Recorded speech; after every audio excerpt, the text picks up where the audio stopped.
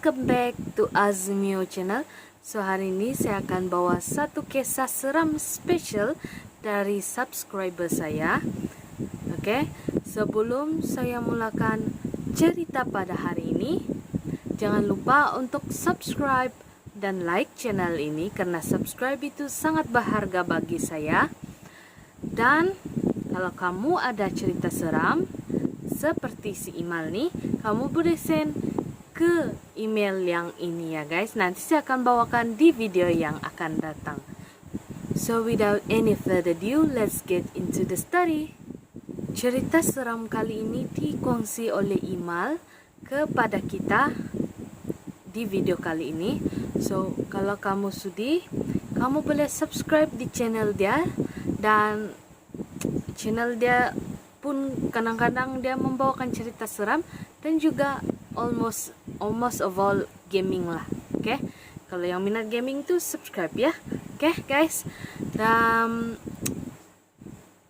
pertama kali assalamualaikum Azmio channel.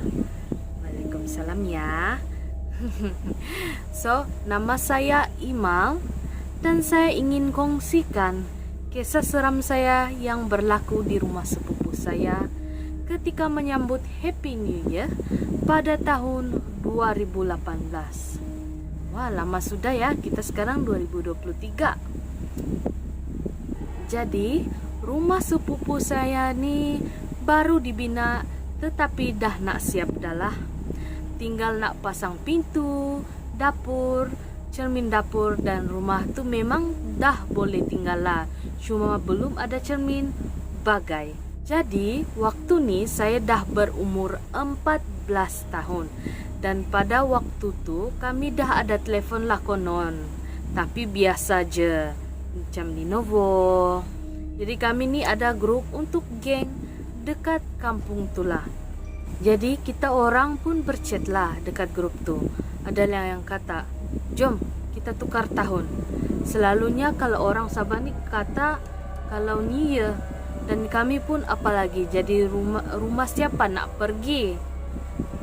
Terus dorang pun kata dekat grup WhatsApp tu rumah makcik lah dahulu, sebab dekat sana banyak sayap bakar dan banyak lagi makcik masak macam-macam. Jadi kalau dulu masih budak-budak lagi, sebu je budak-budak kan, tahu apa, kita orang kalau budak-budak asal New Year makanan tu utama kan. Terus kita orang pun dah siap. Saya dengan kakak saya lah yang akan jalan selalu dulu. Dan sampai je dekat jalan raya tu, kita orang semua kumpul dekat gelap-gelap tu. Time jam 8.30 macam tu. Dah lengkap, kami pun berangsurlah jalan ke rumah makcik kami nak pergi makan ja. Lepas dah makan tu kita orang pun berplan lah nak pergi parit dekat sawah malam-malam konon, nak pergi mandi buang sial. Maaf kalau terkasar bahasa, tapi kalau orang Sabah malam tahun baru tu kan kita orang kan mandi tepat jam 12 kadang-kadang. Selalunya begitulah, mandi air limau, air biasa campur daun limau, bunga kertas tu campur juga daun limau. Bilang orang-orang Chinese selalu buang sui, buang sial. Okay? Sambung las-las kita orang yang bertujuh ni tak jadi pergi dekat parit malam tu. Padahal ramai je yang orang pergi mandi sebab air parit dekat sawah tu memang bersih dan ditinggal untuk pelihara ikan talapia dan juga ikan keli. Untuk pengetahuan ketujuh kami ni, saya seorang je lelaki ikut diorang dan kami pun bincang balik nak tidur dekat rumah sepupu saya dekat bilik yang bersebelahan dengan tandas. Contohnya bilik kat depan, tandas tu dekat belakang, macam tu. Dan kita orang pun masing-masing WhatsApp mak kami satu persatu. Kalau aku tak yalah minta benar sebab ada kakak aku kan. So it's a credit, dia bilang. Dan kami semua dibenarkan untuk tidur dekat rumah sepupu saya yang baru nak siap tuh. Vibe kan kalau kumpul ramai-ramai.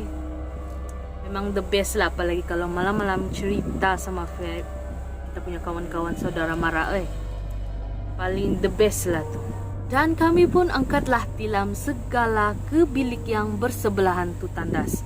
Time tuh kita orang memang jadi budak-budak yang lah senang nak cakap.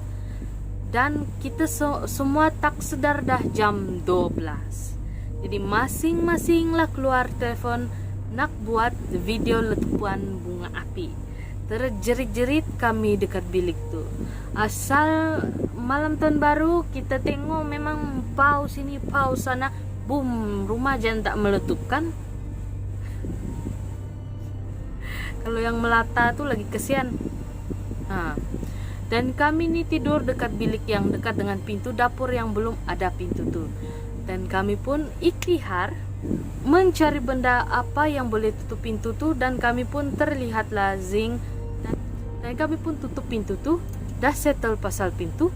Kita orang cari lagi zinc untuk tutup tingkap dekat dapur tuh. Dan bilik pun belum ada pintu lagi weh.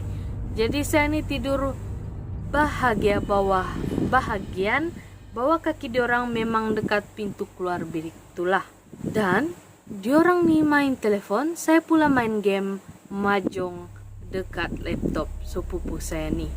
Dah main tak sedar dah jam 1:30 pagi. Tapi bila tengok diorang masih lagi bangun. Jadi saya pun teruskan saja bermain game mahjong dan tak sedar langsung jam 2:18 pagi. Saya tengok bilik diorang nih dah tidur ke belum, tengok lah kan diorang tidur sudah kah belum kan. So disinilah mulanya gangguan yang saya boleh ingat, walaupun gangguan itu panjang nak dijadikan cerita.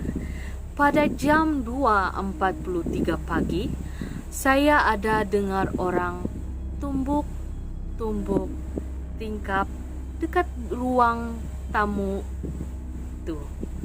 Dalam hati, biasa aja lah, mungkin ada orang ganggu kot.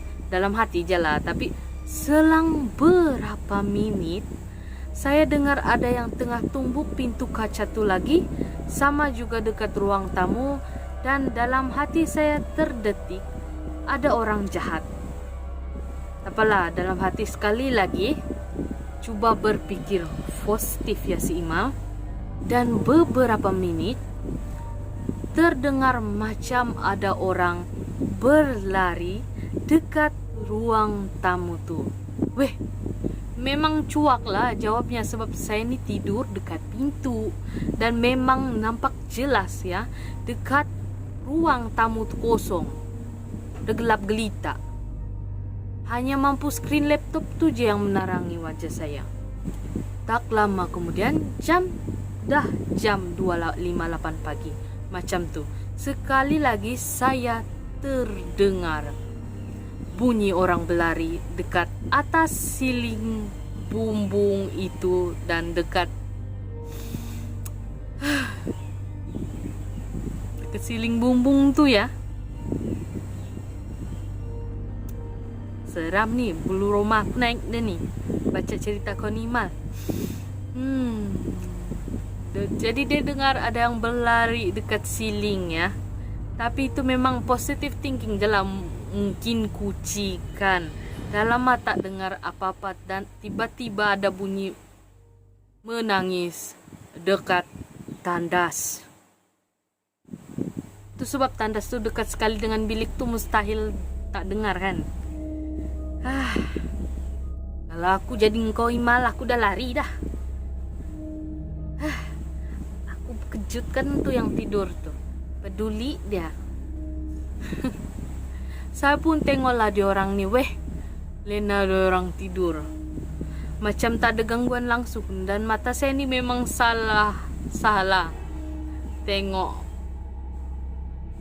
sana sini, takut tuh memang ada time tuh, tapi saya coba nak berani kan diri, dan lama juga berhenti bunyi tangisan bayi itu sampai jam 3 pagi ya guys. Baru hilang dalam hati dah, alhamdulillah.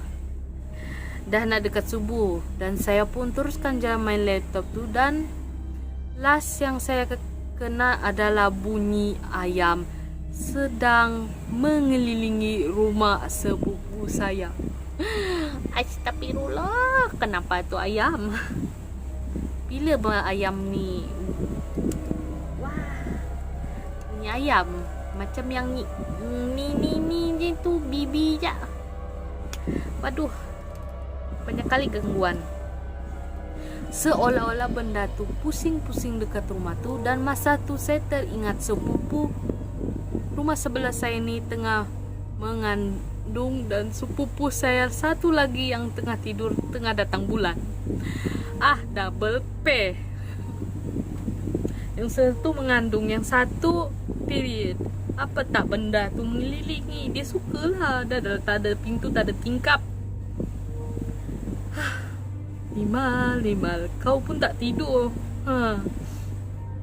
Dan aku memang silap time tu. Bila ingat bilik saya macam ada berlega sikit. Bila dah nak dekat subuh, kononnya benda halus tu dah tak adalah. Tapi saya silap, benda tu still ada, dan dalam fikiran ni takut benda tu masuk, sebab terhidu bau darah sepupu saya yang datang bulan tu. Sebab pintu dapur tu tutup pakai zinc, bukannya tinggi sangat, masih ada ruang yang boleh buat benda tu masuk. Lupa explain, benda yang berbunyi seperti ayam tu adalah kan aku dah cakap penanggal. Ya. Hai. Sambung, saya pun menyimpit di dekat kakak saya dan terus tidur dekat tengah-tengah diorang. Memang dah tak boleh kawal rasa takut tu. I understand. Aduh. Sambung, saya pun, dan esok pagi saya tanyalah, kamu orang ada dengar kata semalam tu? Diorang kata tak dengar apa-apa. Tapi kakak saya kata dia ada dengar yang bunyi ayam tu je, tengah pusing-pusing dekat rumah tu. Tamat guys cerita dah. Memang vibe lah cerita kau ni Mal. Nek bulu rumahku ni. Aku pun takut nih, walaupun tengah masih siang-siang lagi saya buat video nih. Takut juga nih. So, pengajaran dia di sini saya dapat berikan adalah satu je. Jangan sesekali coba tidur di rumah orang yang baru nak siap, karena rumah tu belum didoakan dengan bacaan ayat-ayat suci. Betul? Jangan terlalu berlaga sangat. Maaf pengajaran yang ni macam terlalu kasar. Sampai sini je cerita saya. InsyaAllah nanti saya rajin saya akan kongsikan lagi. Kami nantikan ya Iman. So ceritamu ni memang the best. Okay guys, itu saja untuk cerita pada hari ini. Sekali lagi terima kasih Imal karena telah mengongsi cerita kamu di video saya. Okay, and guys, jangan lupa untuk subscribe dan like channel ini. Jangan lupa untuk kirimkan cerita Anda agar saya dapat bawa dalam video ini. Kami pun mau dengar cerita seram Anda bagaimana ya. Mungkin lebih seram daripada Imal, kan? So, guys, see ya and be careful.